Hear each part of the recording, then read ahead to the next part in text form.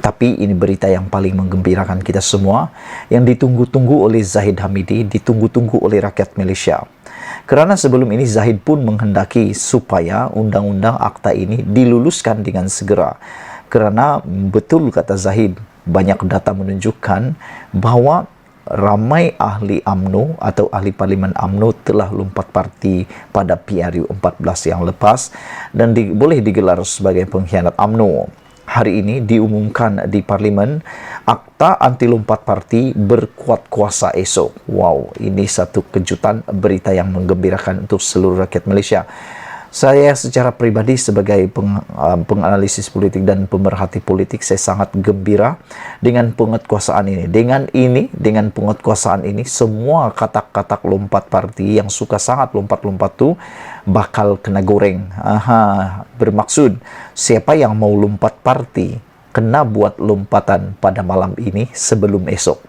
Karena selepas esok, sesiapa yang lompat parti, mereka akan kehilangan jawatan dan kehilangan kerusi mereka. Saudara-saudara sekalian, akta yang melarang ahli parti melompat parti ataupun ahli parlimen melompat parti akan mula berkuat kuasa mulai 5 Oktober, kata Menteri Jabatan Perdana Menteri Wan Junaidi Tuanku Jaafar. Menurutnya, perkara itu diputuskan selepas mendapat perkenan yang di-Pertuan Agong.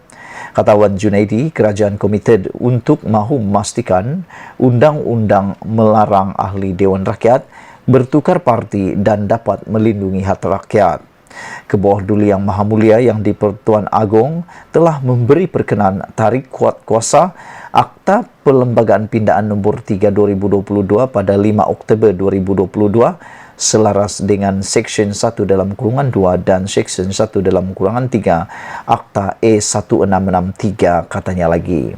Ini satu berita yang kita tunggu-tunggu, ini satu perkara yang menarik untuk kita semua, kerana sepanjang PRU yang lepas sehinggalah hari ini, memang berpuluh-puluh ahli parlimen telah pun lompat parti, dan ketidakstabilan yang berlaku di Malaysia ini banyak disebabkan oleh ahli-ahli parlimen yang telah lompat parti, terutamanya dalam Pakatan Harapan yang telah lompat parti, akhirnya menyebabkan Pakatan Harapan tumbang di tengah jalan selama 22 bulan menjadi kerajaan. Jadi aku sangat gembira dengan keputusan penguatkuasaan anti lompat parti yang akan berkuat kuasa esok ini.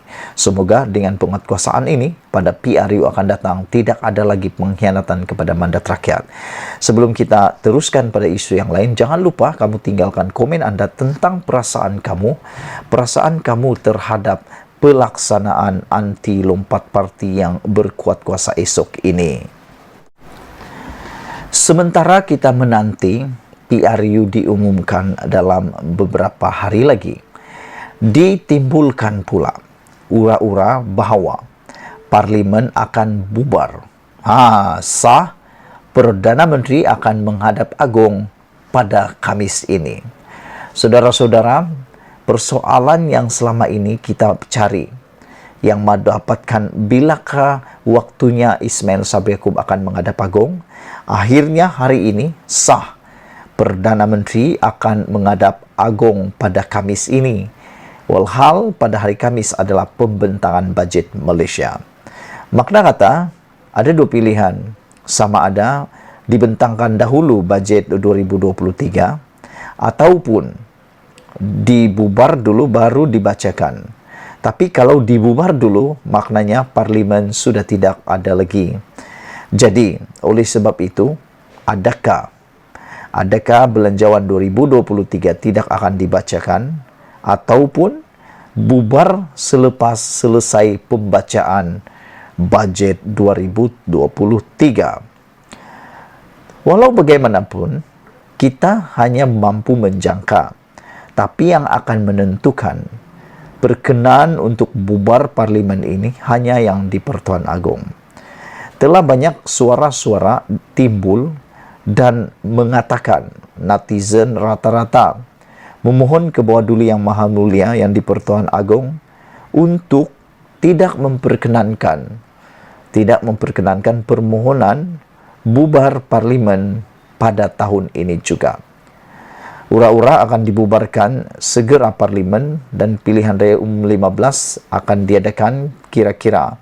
Tidak kira musim tengkujuh dan banjir atau tidak, semakin panas setelah Datuk Seri Ismail Sabri Yaakob mengesahkan akan menghadap Yang di-Pertuan Agong pada Khamis 6 Oktober 2022. Bagaimanapun, Perdana Menteri enggan mengesahkan sama ada beliau akan membentangkan tarikh pembubaran Parlimen bagi membolehkan PRU 15 akan diadakan. Untuk rekod, kerajaan akan membentangkan bajet 2023 pada sidang Parlimen Jumaat ini, iaitu 7 Oktober 2023, lebih awal daripada kebiasaan pada tahun-tahun sebelum ini. Ada orang kata pembubaran Parlimen akan dilakukan sebelum pembentangan bajet 2023. Ada yang kata selepas bajet pada Isnin.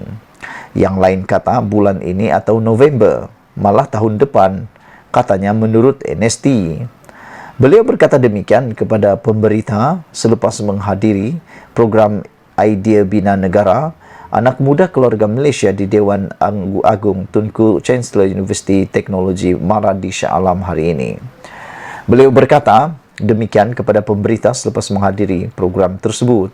Beliau berkata, tiada parti politik boleh mempengaruhi Perdana Menteri dalam membubarkan Parlimen bagi memberi laluan kepada PRU.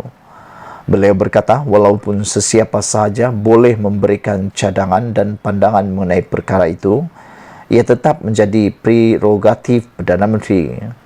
Tarikh pembubaran Parlimen tidak boleh dibincangkan secara terbuka, sama ada dalam parti atau dengan pihak lain. Hanya Perdana Menteri mempunyai kuasa untuk mencadangkan supaya Parlimen dibubarkan. Tetapi keputusannya terletak kepada Yang di-Pertuan Agong.